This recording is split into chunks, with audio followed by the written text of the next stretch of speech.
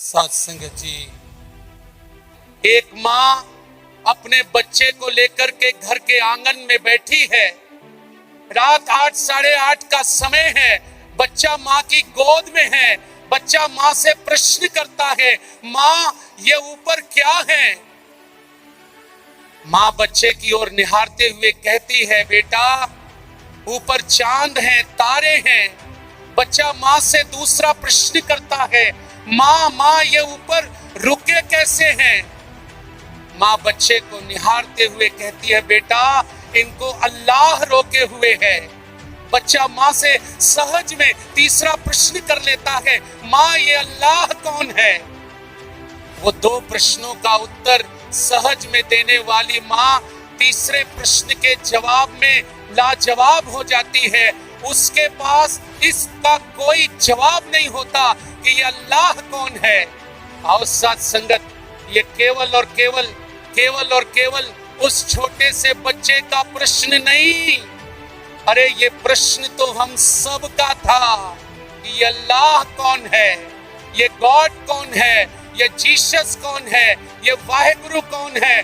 पढ़ तो रहे थे, सुन तो रहे थे कि हरि व्यापक सर्वत्र समाना, पढ़ तो रहे थे कि जड़ चेतन जग जीव जग सकल राम में जान, पढ़ तो रहे थे, कुरान कह रही थी कि शाहरग से करीब खुदा। अरे पढ़ तो रहे थे कि चौगिर्द हमारे राम कार, दुख लगे ना भाई, पढ़ तो रहे थे। नैनम छिदन्ति शस्त्राणि नैनम दहति पावके ना चैनन क्लेद्यन्त्यापो ना शोषियत मारुते। पढ़ तो रहे थे कि बिन पद चले सुने भिन काना, कर बिन करम करे विधि नाना, आनंद रहित सकल रस भोगी, बिन बाणी वक्ता बड़ जोगी। इतना पढ़ने सुनने के बाद ये प्रश्न अपनी जगह खड़ा था कि अल्लाह कौन है, ये गॉड कौन है।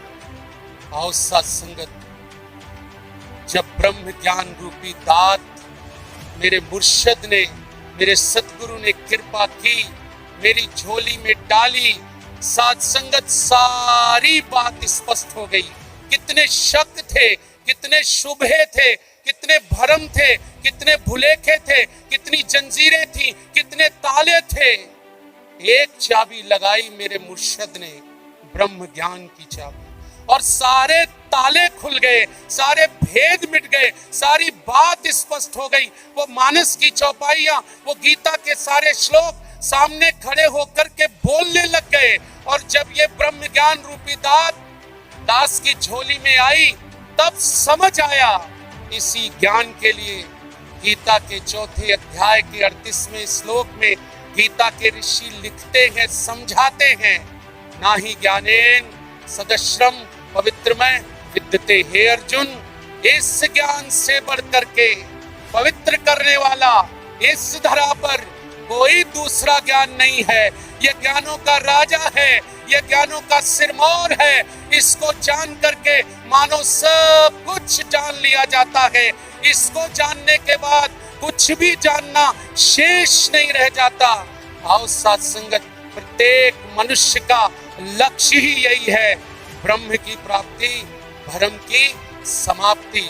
बंधे से, कबीर जी ने कहा कि बंधे से बंधा मिले, छूटे कौन उपाय, अरे संग करो निर्बंध का, जो पल में ले छुड़ाए। और आज दास को कहने में कतई कोई गुरेज नहीं कि दुनिया के तख्ते पर आज ऐसे ही एक निर्बंध आए हैं जिन्हें सारी दुनिया सदगुरु माता सुदीक्षा जी महाराज के नाम से जानती है। एक पल में इस श्रमे राम का दीदार करा करके वो जन्मों जन्मों के बंधनों से आजाद करा देते हैं। यहाँ से आज एक आवाज, सिर्फ एक आवाज दी जा रही है, आओ रब के दर्शन कर। दुनिया में तमाम तरह की आवाजें आती है, यहाँ से एक आवाज दी जा रही है, आओ रब के दर्शन करो। सदगुरु माता जी, हम तो शरीर थे, आप जी ने हमें शरीरों की दुनिया से निकाला और रूह की दुनिया में लेकर के आए। और जब आप जी हमें रूह की दुनिया में लेकर के आए तो सफर शुरू हुआ रूहानियत का। और जब ये रूहानियत का सफर शुरू हुआ, तब कहीं मायनों में, सही मायनों में हम जाकर के इंसान बने। और जब हम इंसान बने तो फिर सफर शुरू हुआ इंसानियत वाला। बहुत सुंदर। ये इंसानियत वाला सफर, ये रूहानियत वाला सफर यूं ही चलता चला जाए, यूं ही चलता चला जाए।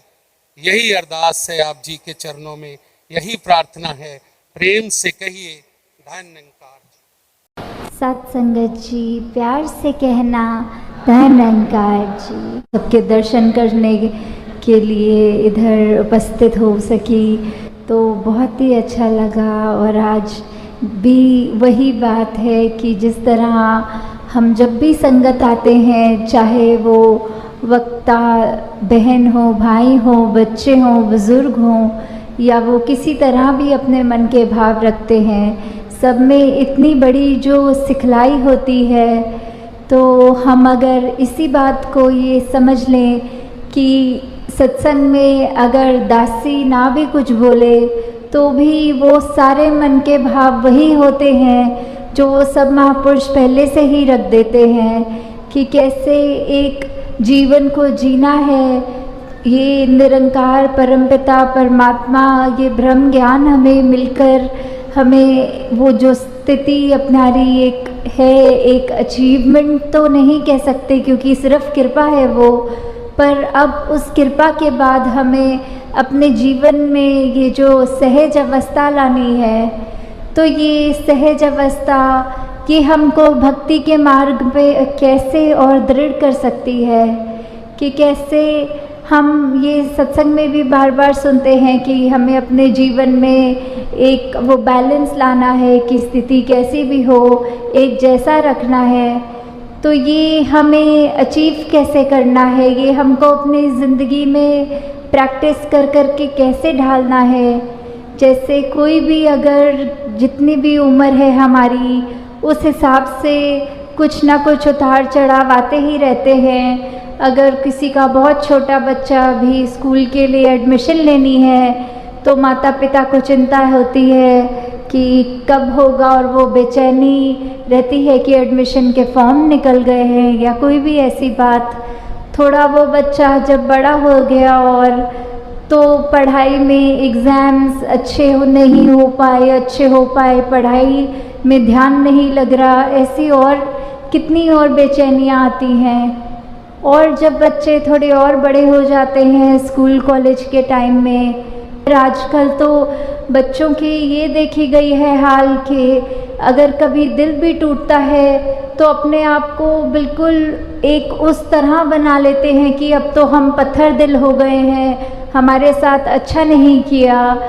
तो भाव क्या है ये सब बताने का कि कैसे आगे जाके भी अगर नौकरी पेशा वाली ज़िंदगी भी होती है तो जॉब नहीं मिल रही या फिर सैलरी कम है, कुछ भी पड़ाव जीवन में जैसे जैसे आते हैं, कभी भी वो सहज अवस्था में एक जीवन को उस तरह व्यतीत नहीं किया जाता। और यही मन के भाव रहते हैं कि काश ऐसा होता तो ज़्यादा बेहतर होता। तो यही एक अगर हम भक्ति के मार्ग पे चल रहे हैं तो कैसे हर पल हमारा खुद ब खुद उस तरह निकलता है कि एक हमें अपने आप को ज़बरदस्ती कुछ सोच विचार में नहीं डालना पड़ता, जो ना कि किसी ये डिप्रेशन आजकल जो वर्ड इतना कॉमनली यूज़ हो रहा है कि हम अगर सचमुच प्रभु परमात्मा निरंकार से हर समय जुड़े हुए हैं तो कोई भी दुनियावी रूप का दुख हमें उस तरह दुखी नहीं कर सकता, और कोई भी स्थिति हमको इतनी सुखदाई भी है तो उसमें भी बहुत ज़्यादा खुशी का एहसास नहीं होता। तो आज सुबह की ही घटना की दासी के पास एक बहन आई और बोली कि उनका 13 साल का एक छोटा बच्चा वो ब्रह्मलीन हो गया है। तो वो बहुत ही उस तरह ज़्यादा रो रहे थे। तो दासी ने सिर्फ ये बोलकर कि निरंकार पूरे परिवार पे कृपा करे, शक्ति बख्शे, और साथ में जब उन्होंने फिर ये कहा कि अगर निरंकार ने बच्चा लेना ही था तो दिया ही क्यों, तो दासी ने बस यही भाव रखे कि जब निरंकार ने बच्चा दिया तब तो आपने शुक्राना किया था, तब तो सवाल नहीं किया था कि ये बच्चा दिया क्यों।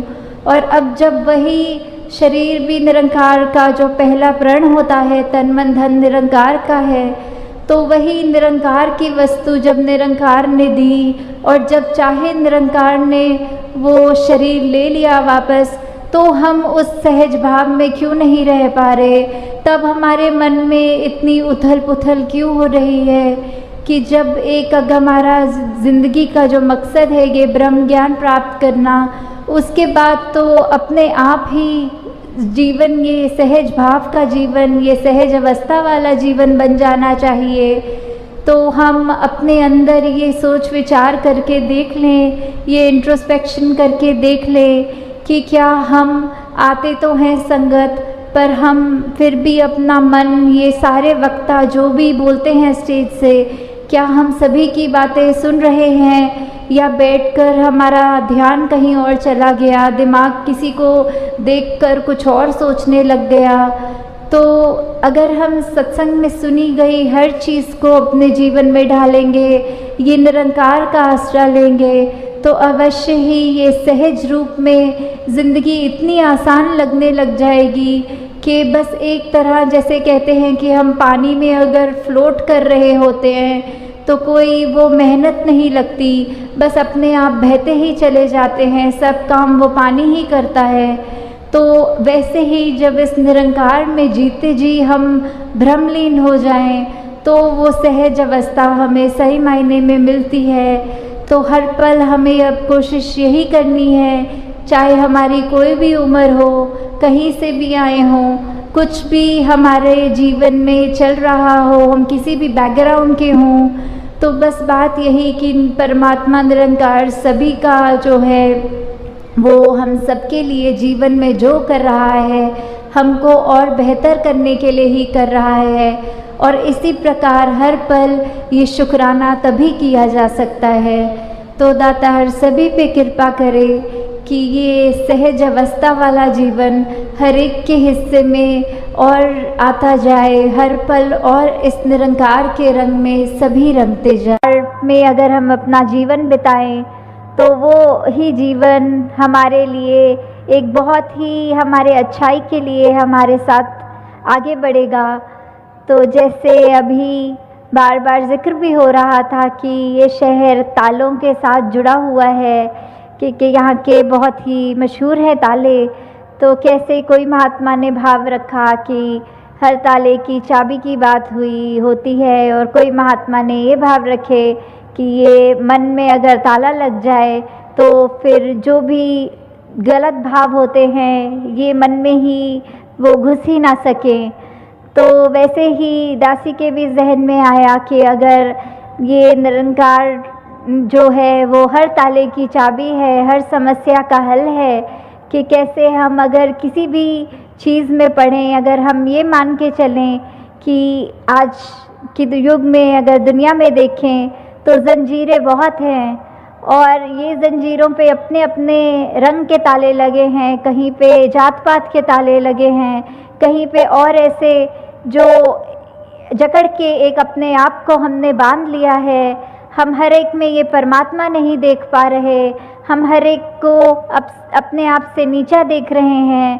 तो ऐसे जो भी द्वेष भाव हमारे अंदर आ रहा है, ये ज़ंजीरों के तालों को अगर ये ब्रह्म ज्ञान रूपी चाबी से हमने खोल दिया, अपने आप को, अपनी रूह को आज़ाद कर दिया, तो दातार उस तरह भी सभी पे कृपा करे कि जैसे ये शहर का नाम भी अलीगढ़ है, तो ये जो अली का जो गढ़ है वैसे ही हमारा मन बन जाए, जिसमें ये परमपिता परमात्मा, ये अली मौला, ये गॉड, ये इस तरह बस जाए, निरंकार पल पल हमारी ज़िंदगी में इस तरह शामिल हो कि फिर हम एक अपनी जीवन में ऐसी खूबसूरती ला सकें अपने आप के अंदर, और जिसके भी हम संपर्क में आए उनके अंदर।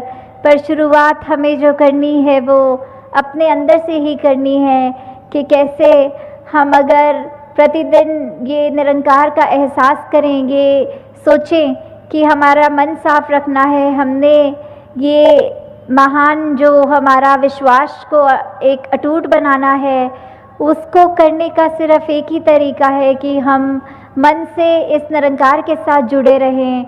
और उसको और मजबूती देने के लिए ये सत्संग का भी जो आज आयोजन है या करते हैं, उसके पीछे बात सिर्फ इतनी है कि हम ये एहसास कर पाएंगे, हम अपने लिए, अपने समाज के लिए, ये एक यूनिवर्सल ब्रदरहुड की जहाँ बात आती है, वासुदेव कुटुंबकम की बात आती है, ये उसी तरह हमने कैसे अपने आप में एक जो यूनिटी की बात आती है कि चाहे कितने भी भिन्न भिन्न दिखते हों, ये अंदर से एक होना वाली बात।